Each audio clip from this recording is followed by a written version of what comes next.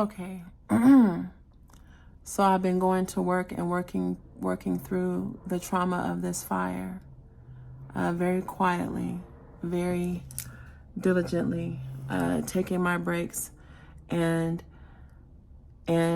gearing up to start sharing pieces of what I'm experiencing, again with the intention on helping whoever I can help, but also if someone who maybe has been where I am, maybe if they hear me and hear my story and hear what's going on, then whatever other solutions and options that I might have that maybe I don't know about. It dawned on me that just because there were no casualties in the fire, that I still suffered and survived a fire. Just like if someone beats you up, just because they didn't kill you, it doesn't mean that you were not abused. It doesn't mean that you didn't still experience a trauma, being shot but not dying. I lived through a fire, even though nobody died, even though limited little property was physically damaged. Well, I mean, there was some physical. So here's the other part. So I went through not wanting to go to work, and then I finally started wanting to go to work, and then I went to work and was working from work in the actual office, right? And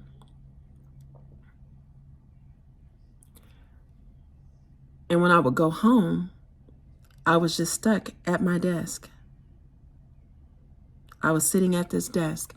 I would come in and I would sit in this chair and I would just write, and I would just think and write. Really, so that much thinking like that was ruminating over my situation and how I was being treated and everything that happened. And I started giving myself just little pushes and opening myself up. I did some yoga.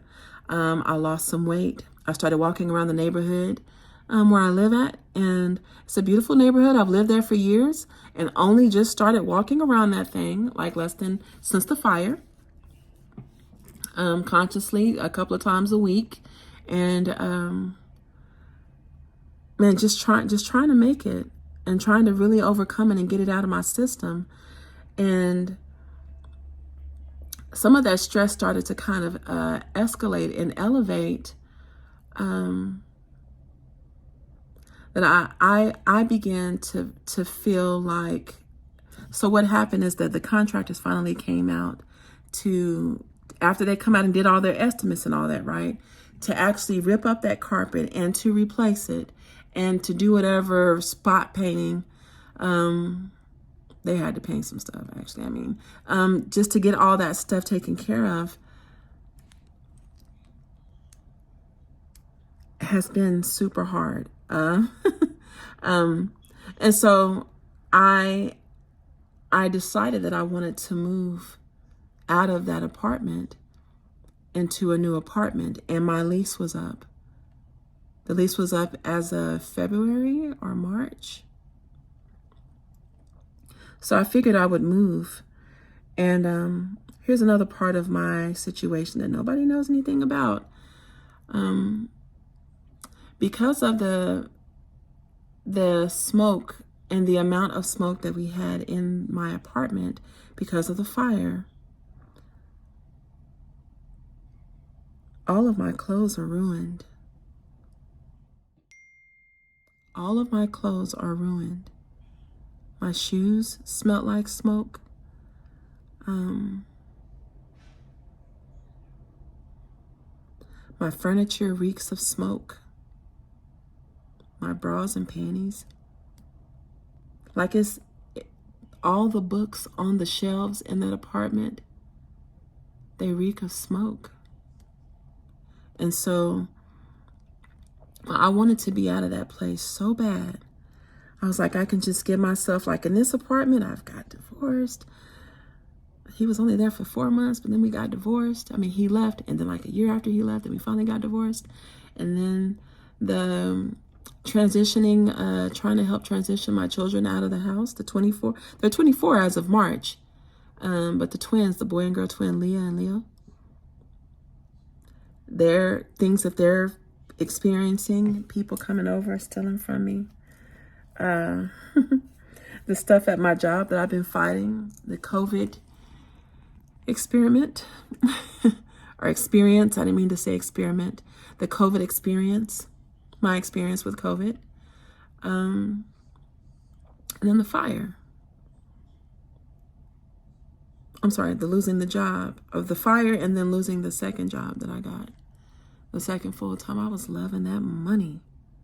I was loving that money. And the people who I was helping with it. You can't beat that. You can't beat that. Anyway, I thought that I would bite the bullet. There's another unit that's available on the same property. In the townhomes. Like I was living in a high rise. And so I wanted to come to this townhome. That's like the apartment was like 1,100, 1,200 square feet. Well, this townhome is 1,500 square feet. And it's like $314 more per month. I actually can't afford that. It's all bills paid. Excuse me, I can afford that. So I decided to do that. Bit the bullet. And I got a little bit of a raise. The whole agency got a raise. I didn't get a raise.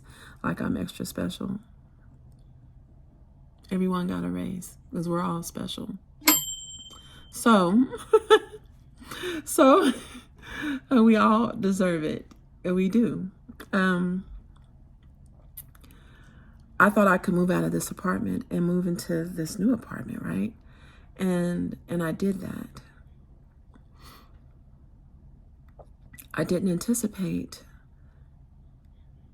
bringing that furniture to this apartment. I was like, I'll just get it steam cleaned. Let me see how I can do that if I need to do it. Because like I didn't smell any of the smoke while I was in the old apartment. Like not bad. Like remember, to me, it's like I've normalized smelling the smoke. So it doesn't smell bad to me. Except now I'm in this new place. And it's like for some reason it's even more pungent. It is so loud. I smell it as soon as I walk in there. Excuse me. As soon as I walk in, I smell it. I mean, I don't smell it like I did it. It's not the same thing, not exactly the same, but it's still smoke. It's the damage. Those things should not be in this apartment. And so I decided to get take out a hardship draw from my 401k.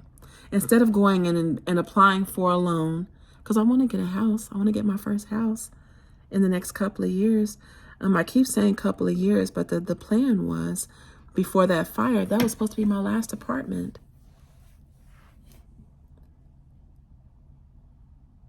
My next move was supposed to be into my first house. And I prematurely climbed out of that apartment and into another apartment instead of into a house because I'm not ready. I wasn't ready. Our credit score is not where I want it to be at. Now that I have the longevity on my job and I'm making more than $50,000 a year finally, I still feel wobbly. It's too much trauma too close together. It's too much, or it was too much, but I was standing up to that, and which is why I wanted to move. And so I figured I would come here and I would take out this hardship draw. Let me tell you, to try to take out money, to borrow money from myself, or to forget the borrowing, a hardship draw is just that.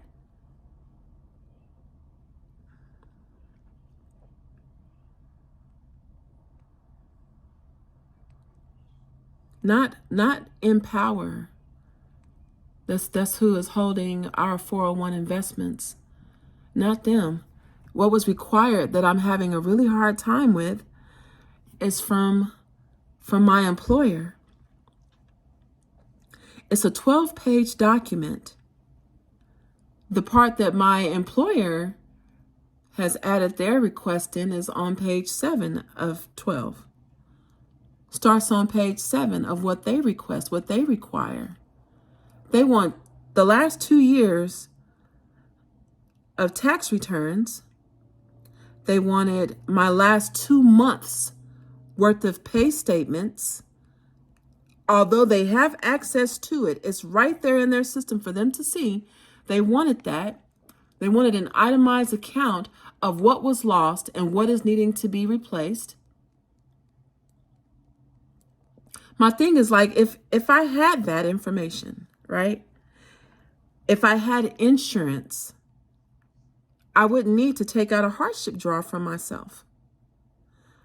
I wouldn't need to do that. But since I didn't have insurance, that's shame on me, and that's my penalty, because it'd be a much easier process just to replace those things with that money, the insurance money from a claim. I dropped the ball, and I've already paid for it, and that's as much as I'm going to pay for it. I don't have that battle in here or in here, but there's an agency that wanted to peel that back and wanted me to spread it open and let them in my business for me to pull out my own money. I did not anticipate that. I started that process last week.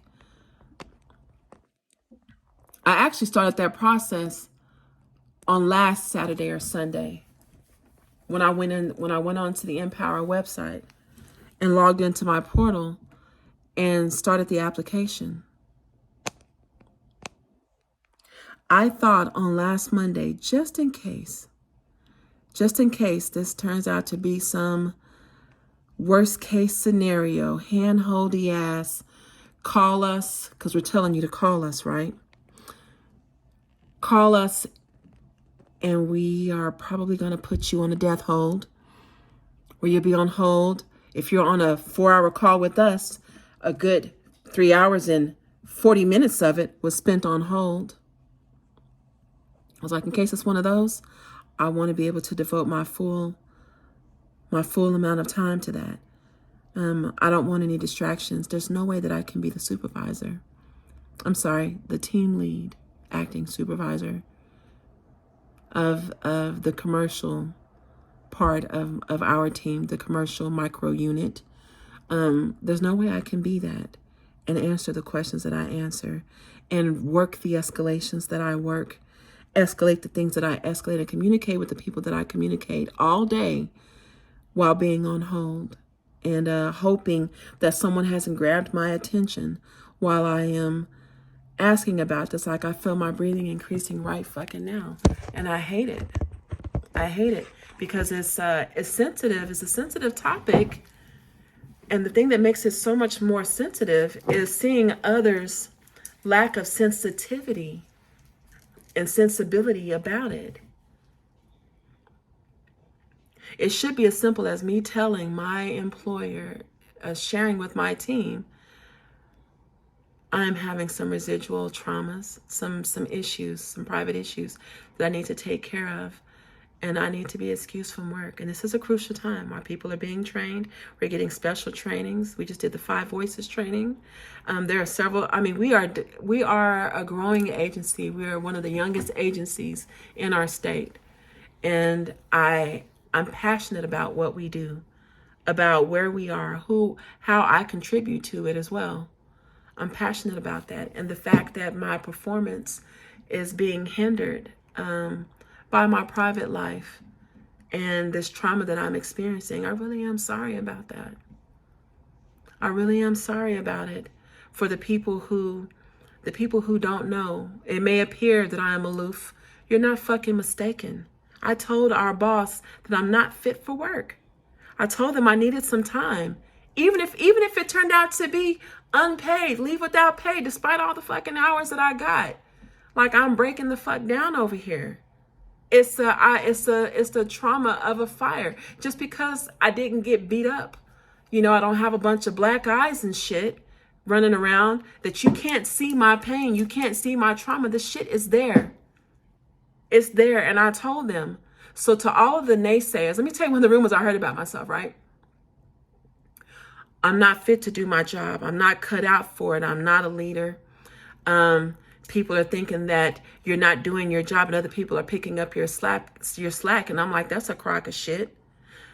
And I'd be so tempted to come out. Well, what you don't know is that there's a whistleblowing thing, a whole thing going on. And technically all the leads are doing someone else's job.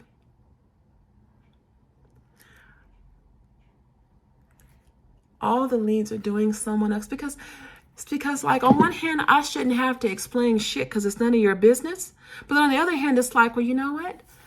Since you've made the inquiry, nosy ass, since you've made the inquiry, disingenuous ass, right?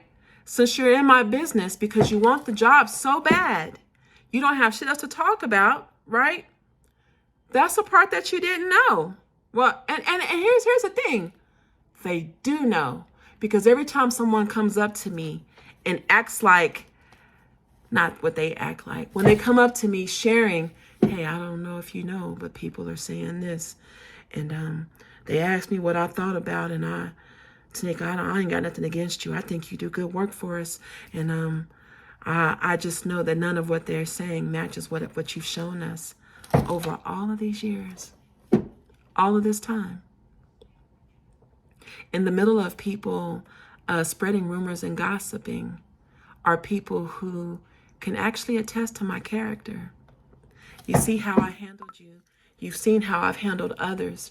You've seen when you came to me and reported something to me that was an actual, it was a stab and a jab against my reputation you uncloaked an enemy for me.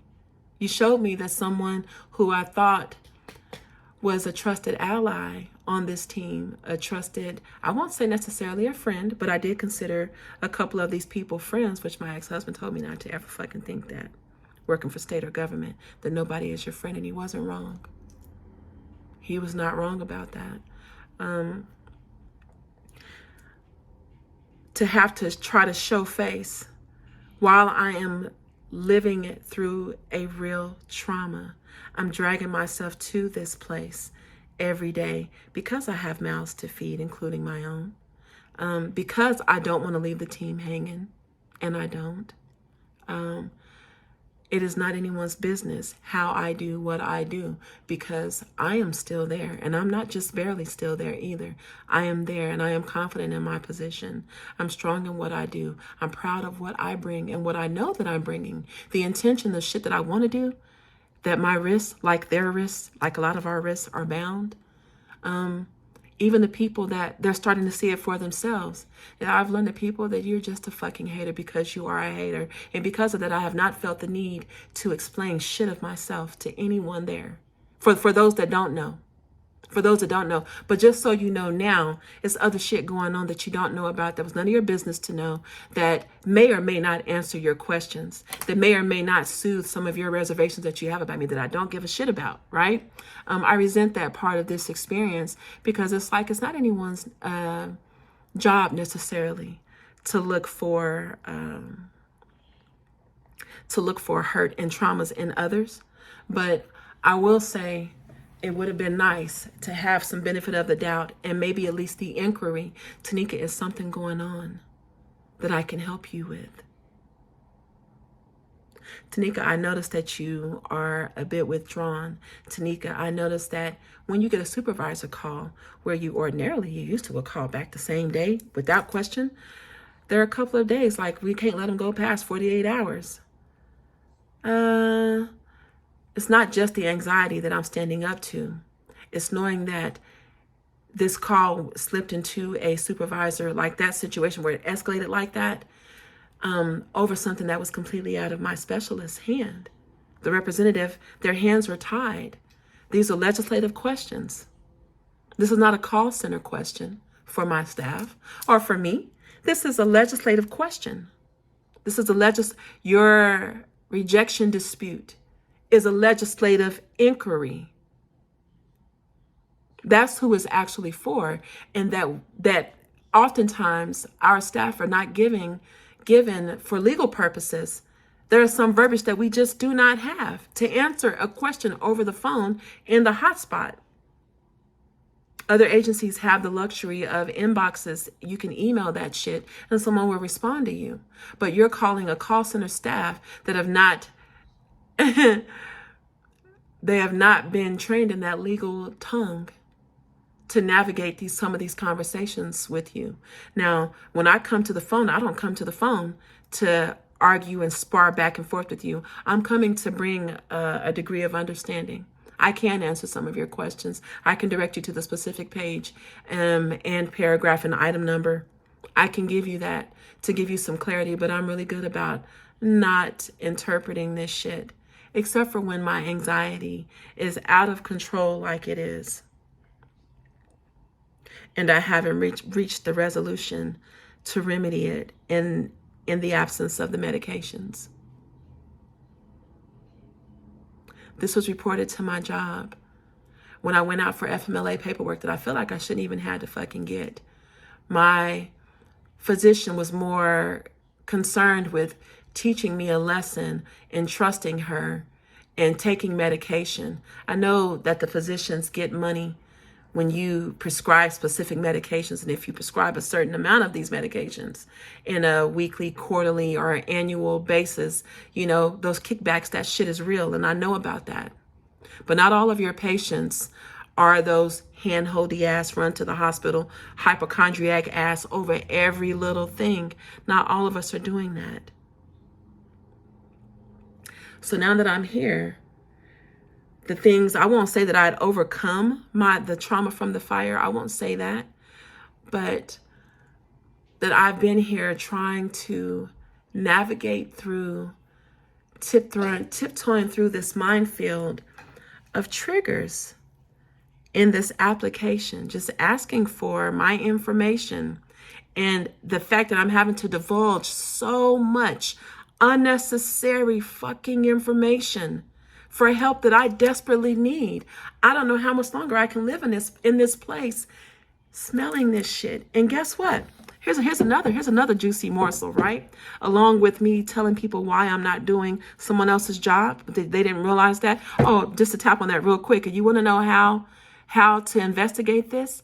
Are any of the other leads in any of the other departments in our agency also firsthand entering your information and monitoring the shit from your PMP, your performance management plan? Are they hands-on with that? Are they processing that shit? Are they approving time and leave requests? Are those other leads doing that? Monitoring your attendance? Having weekly one-on-ones with you? I know that they're not. We're doing more than what leads should do. But that's none of your fucking business to know that. That wasn't your business to know that. To those people who have unnecessarily, I'm going to say inadvertently, because they didn't know that I was going through something, but it shouldn't have mattered whether I was going through something or not. I keep trying to pull this up. And my weight is shifting. When I was bigger, my dresses filled out a whole lot more. And now I would never show that much cleavage down like that. I would never do that. But it's down there. My clothes that I've been wearing, I've been cycling through the same few dresses, and a couple of pairs of pants. That these things happen to be in a hamper in my car whenever all the shit went down. These things they're absent of the smoke. Yeah. So that the other things that I love to wear even more than these things, like a lot of what I wear these days are since November, these are semi-formal dresses, cocktail dresses that I'm wearing to work like I am on a runway. Instead of someone, like I've gotten some compliments and I appreciate that. I'm embarrassed every time I get a compliment because you don't know that I don't have a choice right now. I don't have a choice. Instead of asking, well, why it was, and am I just reinventing myself? I've gotten, again, when you hear rumors about yourself, girl, you just as high-strung, sedity ass coming up in here. I'm like, you know damn well that's not what I am or who I am. I know, girl, I'm just telling you what people are saying. I don't respond to that. There is a response to it. It's involuntary. My feelings are hurt. My feelings are hurt. I can't even get mad about it because I'm already humiliated. Not like anyone knows that. They don't know, but I am humiliated. This hair, this crochet, I have cycled through this crochet hair. I do my own hair, right? I've cycled through this. I put this in the first time in January. I have heads of hair, bags and bags of different types of crochet hair, different hundreds. There's probably, I won't say thousands, I'm gonna say hundreds of dollars though.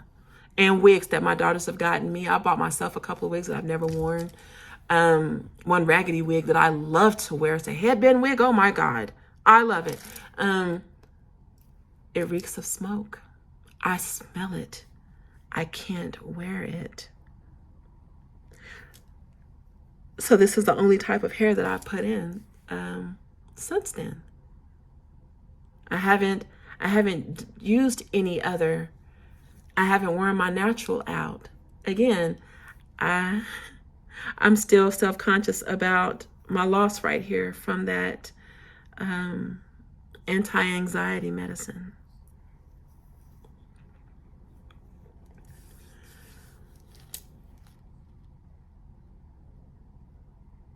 If you have gone through this before and you know of another way, because all that I needed the money for was I needed to replace my furniture. So I requested $4,000 from myself in a hardship draw. And it was not necessarily rejected or denied. There are some additional steps and information that they need that has just frustrated me. And every time I connect with them, that there is a 2-hour or 3-hour conversation, 2 or 3 hours of every day I'm on the phone at least 4 to 6 hours, and I have the screenshots, aka receipts, to back it up every day. And having to talk about this and look for medical records to substantiate why I need this help has more than refreshed this trauma for me. It's made it worse. It's made it worse to the point I did not go to work a single day last week. Every day except for Friday, I was on the phone from at least 9 o'clock in the morning, literally until after 3 or 4 o'clock in the afternoon. Again, I have the screenshots. I got the receipts to back that shit up. I have the receipts for that. I'm not fit for work right now. And I don't think that I should have to lose my damn job or go and run up a damn hospital bill to prove that. Since I've been waiting for this to get finalized so I can get some money to take care of my situation, the apartment that I just moved in, right? I've been so preoccupied with this shit right here, right? The rumors at work and the hardship draw. I missed that this apartment complex, this outfit, has a new system that houses their tenants and how we pay our rent and how we put in service requests. It's a brand new system. They just got it in April. I just moved. Like, this is my first month here, April. Well, now we're in May. But I'm just saying, I didn't know that I had a shit ton of fees that followed. I knew about some of them, but that $1,038 worth of shit wasn't paid? No. I've been here since, like, I saw this apartment and I was approved to move in here in 2018. I moved in March of 2019, right? I have to say, I've not missed a single month of rent. I've never been late. Like, if there was a couple of times there was like a payroll thing where I literally did not get paid and I had to show them proof of that. Otherwise, I have perfect payment history. I've not been evicted. There have been no filings. I don't mean like, well, we almost filed, but you got the money in. No. No, I've been very diligent, very responsible. I respect this property. I'm so grateful that you approved me to stay here. How I show that appreciation is I'll take care of your unit and I'll pay my damn rent on time every time. I'll do that for you every time. There's no way $1,038 worth of fees could just sneak up on me. But it's another ball that I dropped, and I have an official eviction notice. I got that eviction notice on last Monday, that first day that I took off work. You couldn't have told me. It feels just like when the fire happened, and I thought the fire by itself was already bad enough. I already put out the fire, right? And then, oh shit, then it breaks through the wicker basket, not the basket, but the wicker table, onto the floor, onto a bed of fireworks. It's Fright Night up in this piece. Every night is Fright Night lately, okay? That's how I feel about how this process has gone. And it's completely slid off the rails. And it's like in this whole situation, I'm looking like, okay, as a leader, what would I do? As a nurturer, as a leader, as someone in a position of authority, even if you don't have a job, if you are a mother or a wife or a husband or a father, if you are a leader in your household, wherever you fall in your tribe in you and the siblings. I'm the oldest of 3 girls. There's one female in my generation who is older than me, who lives in Texas, has always lived in Texas. So she is the oldest female in our generation.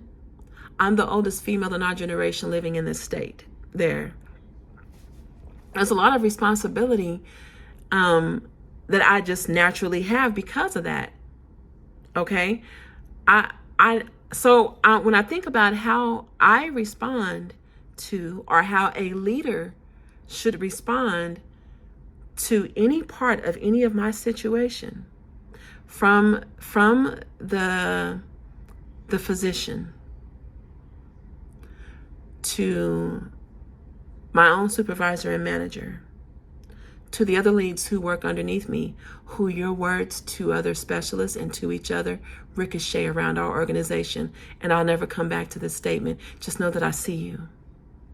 I see you.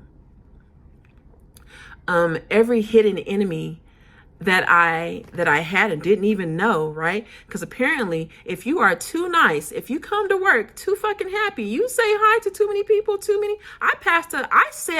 I complimented. Goal!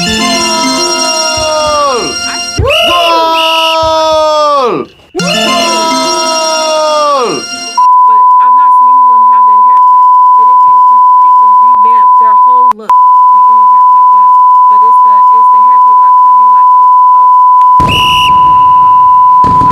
everything shaved off on the sides of the hair, curly or straight, and all the way to the side. This whole shit right here, the top around, right? I complimented it. And this is like sometime between February and now. Yeah, February and now. And I found myself in an HR office for a soft sexual harassment. What is the word? It's not a claim. To me, it's a claim. Insinuation, accusation, just questioned about it. Wow. Okay. It made someone uncomfortable. Okay. And even though I felt like, get the fuck out of here. On what planet, in what universe could you fucking pull me? That's besides the point. I'm fair. I have high integrity, high moral fiber. So even though I felt disgusted even the fucking audacity, that part is there too. The just part of me, understanding that could be me. What if someone did compliment me in just the right way that it offended me or it scared me and I thought I needed to report it to HR? I wouldn't want someone invalidating my shit, making me feel uncomfortable. You know what I'm saying? Or making me feel like I don't deserve to be heard, or like I can't make such a claim. It doesn't matter if we're the same color or the same sex or the same age. It doesn't matter. I've just been respectful to someone else's claim. I'm just saying, but it adds to my shit, unnecessary shit. In a position of leadership, what have the leaders done in this situation? From the physician in her passive aggressiveness, goal! I had to. In the people that I work with, who are apparently talking 100 miles an hour, right? To each other.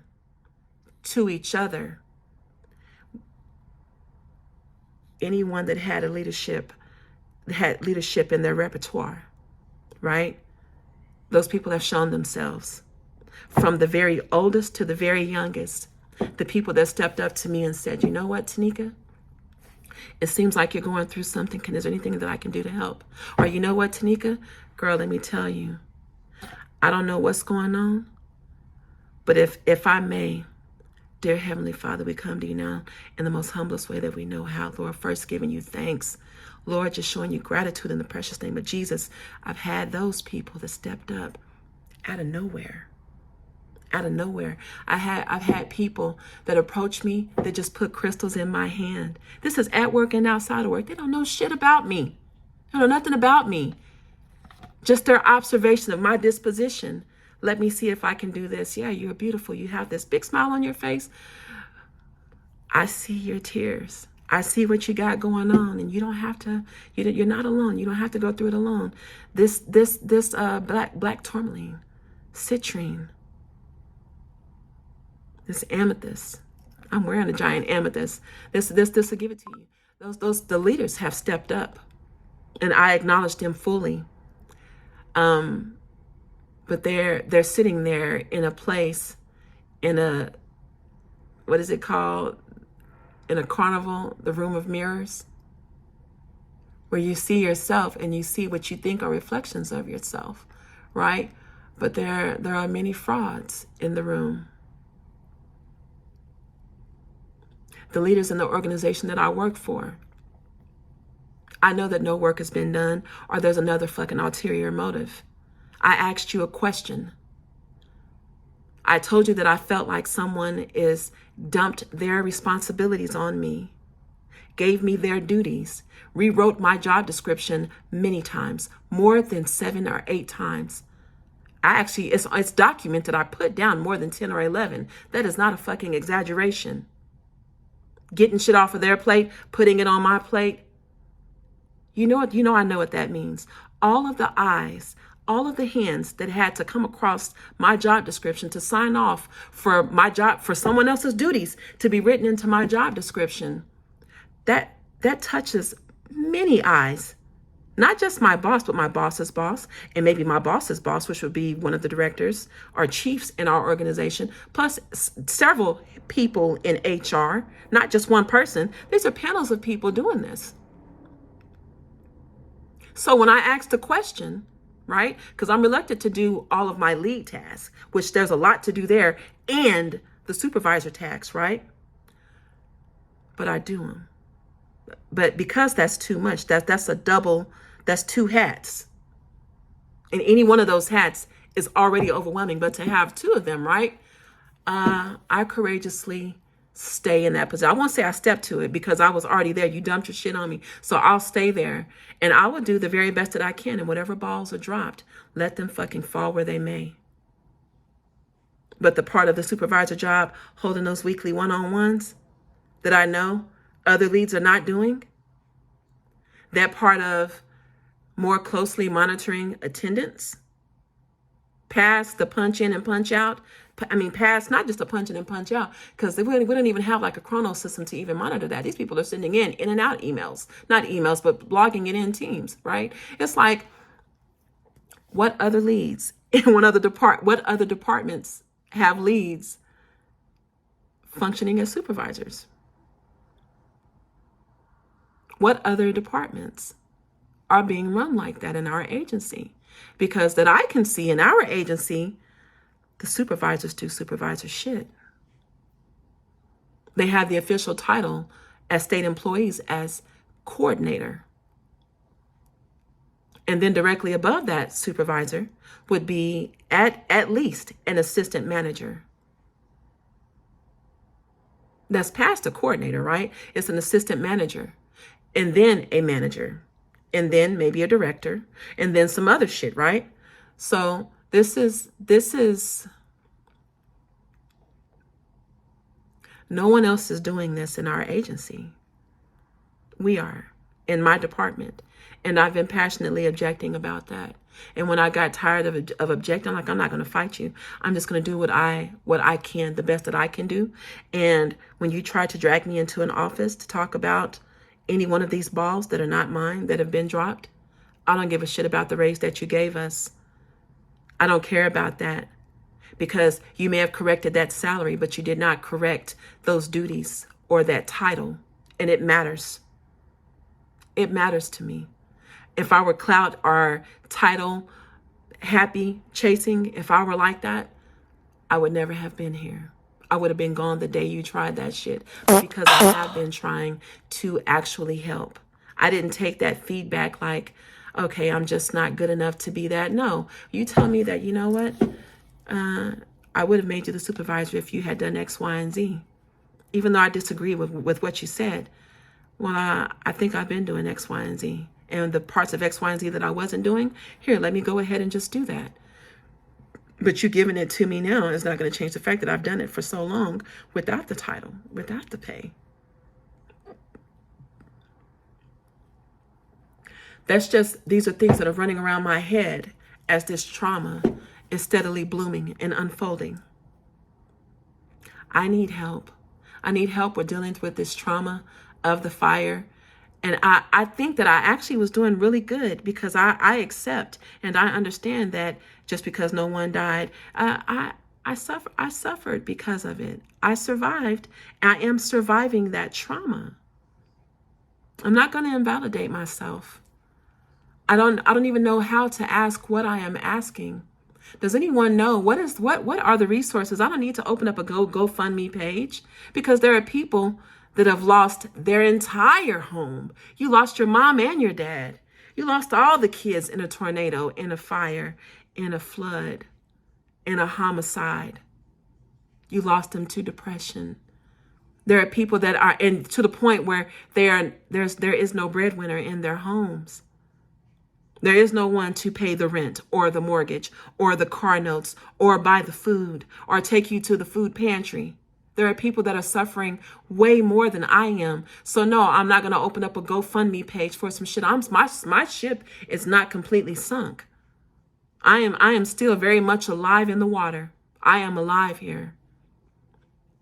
Just not, as an old friend of me told me a long time ago, I'm not firing on all cylinders right now. And I'm trying to get there.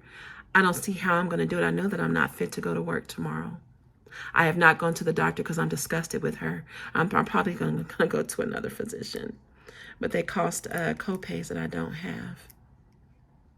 Oh, and about the hardship application, I requested $4,000, and I was deemed eligible because I spoke to an eligibility specialist in the hardship department, right, in the financial department, for Empower, EMPOWER.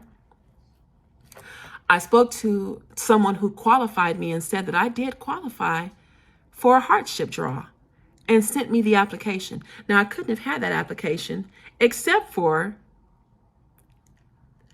that I answered all the questions just right, and you deemed me eligible for the hardship draw. Their application for a hardship withdrawal is not readily available on their website that I'm aware of. And on a recorded line, several representatives confirmed it's not even available. It has to be sent to you after you have answered specific questions deeming you eligible for the hardship draw. I happened to throw in on Monday, in my shock, when I got the notice that I was being evicted, I threw that in there like, hey, I see you're processing my things. Maybe this can help you expedite it. I'm also being evicted while I'm trying to get the money for this hardship, for this furniture, right? And to replace my clothes and things. There's something that's taking precedent over that.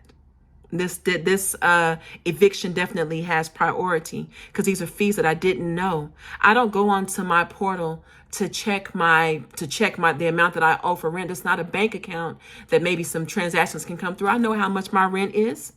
I don't need to see it to pay it. And no, I'm not going to pay it used to be $9.99 fee, $9.99 fee, and I used to not mind paying that $9.99 fee. On their new system, it's what is it? 45 or 49 damn dollars. I got a screenshot for that. I'm not making that shit up. That's real. I'm not paying that. I'm not going to pay it. So I say that to say I don't even go on there to make the payment. I don't even go on there to make the payment for my rent. Because I know how much my rent is. But because I don't log into that system, I miss the fees. Oh, and in the new system, those fees are not even showing up. Just the amount that I thought was like, maybe it's like the pre-amount of what the rent is going to be. Because I know that I don't owe no 1,000 nothing. The itemized ledger is available on the old system that we no longer use. So when I say I am just trying to keep, at this point, to keep my head above water. What they approved was $1,020 is what I got approved for out of a $4,000 draw. And they only made that about the eviction, where it's 100 after, because they did file. So before the actual filing on the pre-eviction notice, which I found out, I got it off the door. I'm thinking it's just some pest control. I'm not doing, it's like I'm in just the right spot that I'm missing crucial shit. I thought it was pest control because everyone else had pest control. This was a pre-eviction notice telling me that I owed $1,038. I didn't see it until the 5th day. It was a 5-day notice. I saw it and realized that that's what it was on the 5th day. Call the complex. Please don't take my apartment from me. Please don't take my home. I just moved in here. I don't know what these fees are, but I'm damn willing to pay it. Whatever it is, whatever it would be to stop this process, please let me do that. And they are they've been actually very understanding of my situation and allowing that time. Allowing me, because I told them that I applied for the hardship draw, and they're allowing me to do that.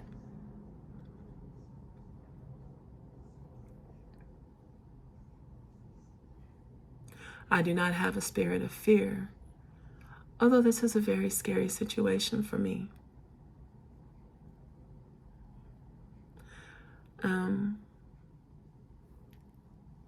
I welcome any advice, suggestion, and feedback. Maybe this is where my soul tribe extends. This is where maybe I draw in my sisters and my brothers. If this video helps me put eyes on my situation, if it's something that is helping and can help someone else, man, you need to know this shit. I thought it would be as simple as just requesting the draw. You already told me I qualified. You already told me that I qualified. And now I'm having to, because there's someone else thought that I wasn't qualified. And I'm slipping through a crack that shouldn't be there. Before I go, I can't go without making mention of a specific young lady. I'm not even going to call her name. Out of this is respect that I can show you, young lady. That I can show her. She called my attention to page 2. To page 2 of this hardship application. When I asked, how come you are not acknowledging the fire part of, because that's the whole reason for the eligibility. I was deemed eligible based on what I shared about the very real trauma that I experienced of this fire in this old apartment, right? She drew my attention to page 2 in the first line where it talks of loss of property and casualty.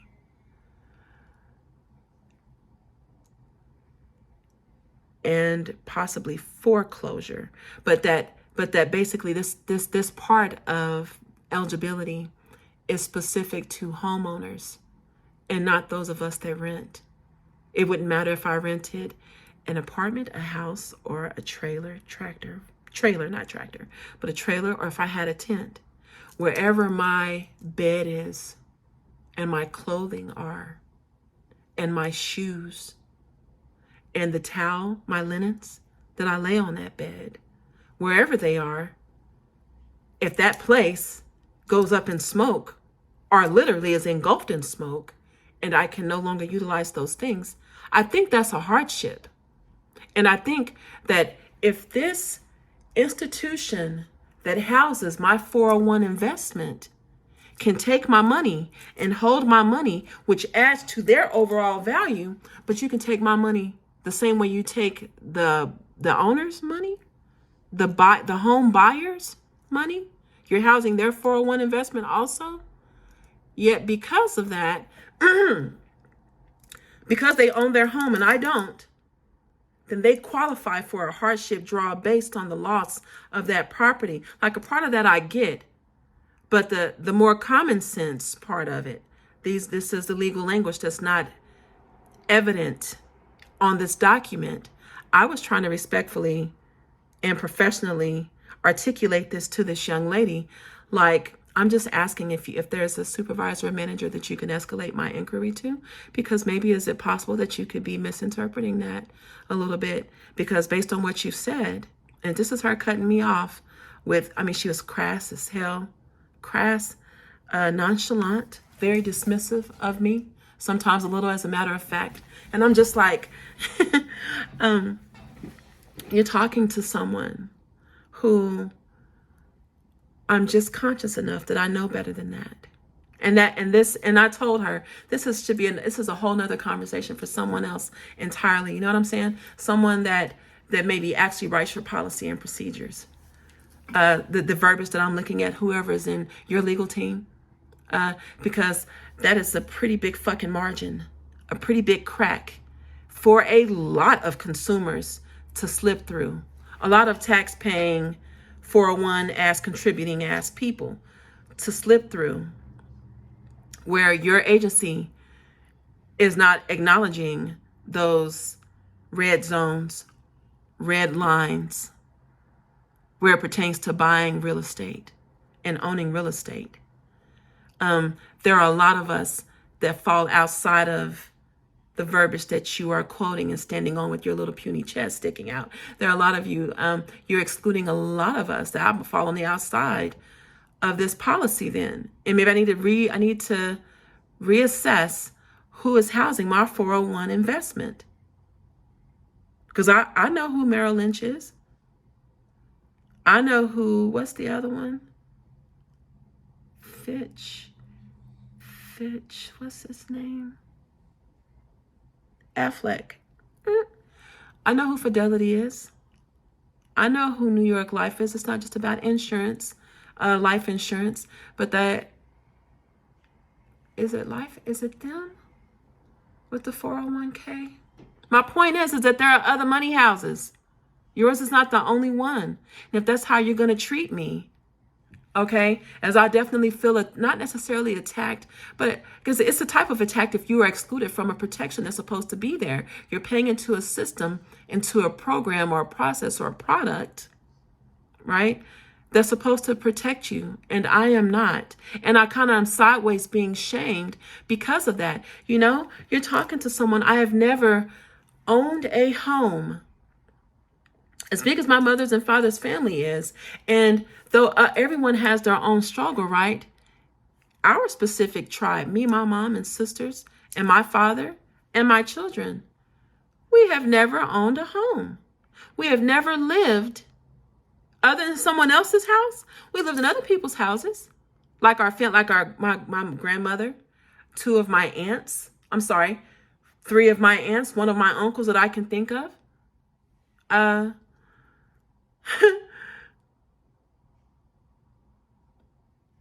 we are the hardest working people that I know to date. Where I'm the poorest financially. Well, it's like I'm a type of wealthy. I don't like to call myself poor because I'm surrounded by love, man.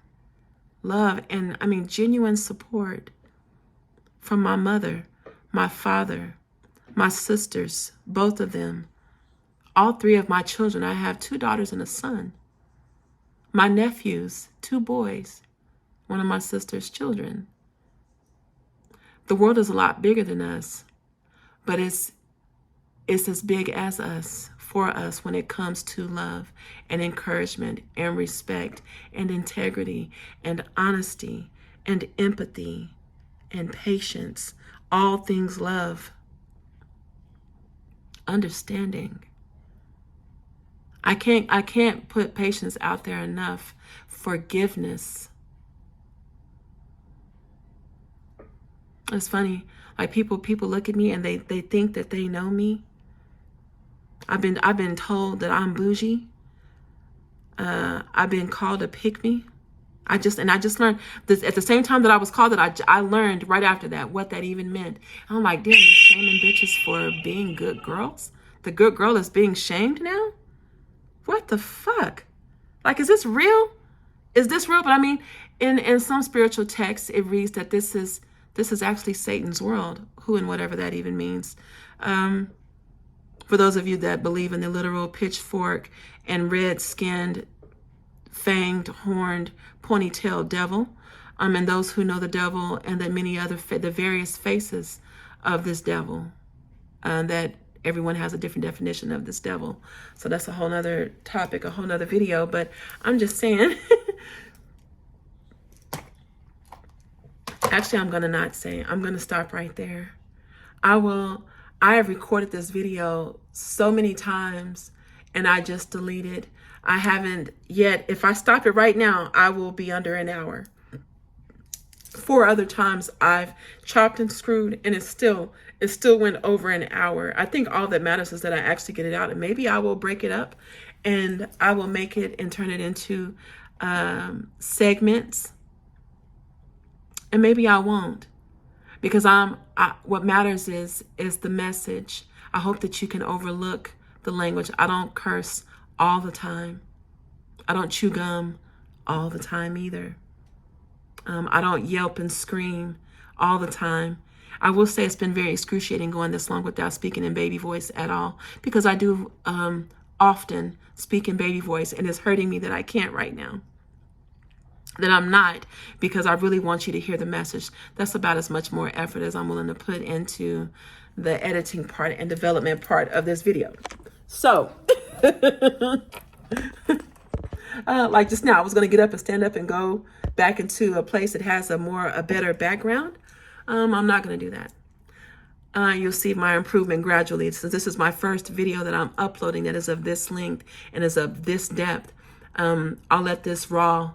For all the other ones that I've scrapped, I will keep this raw draft. I'll do some editing, but I am going to upload this video.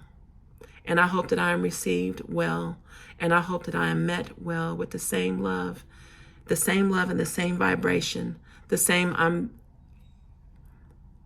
Nothing that I'm saying is to hurt anyone or to throw anyone under any of the buses in the motor pool. I'm not trying to throw anyone under the bus. Any agency, any company.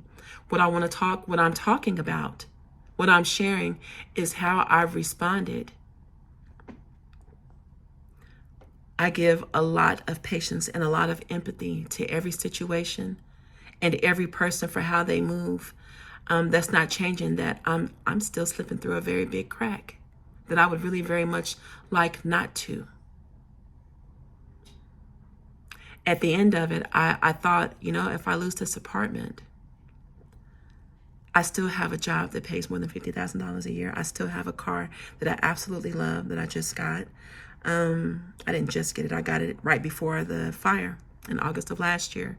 But if I had to know that I've had to start over several times in my life with a lot less ability to pick myself up, and I picked myself up, and my comeback was stronger than where I was every single time. So if I have to scrap it, then I will. But I am trying to save it, and not just the apartment, but the furniture and my clothing. I'm not asking for money. I want you to see how I have been navigating through this trauma. I'll take the money if you got it, but that's not what this video is about. Wherever you can identify and relate, show me.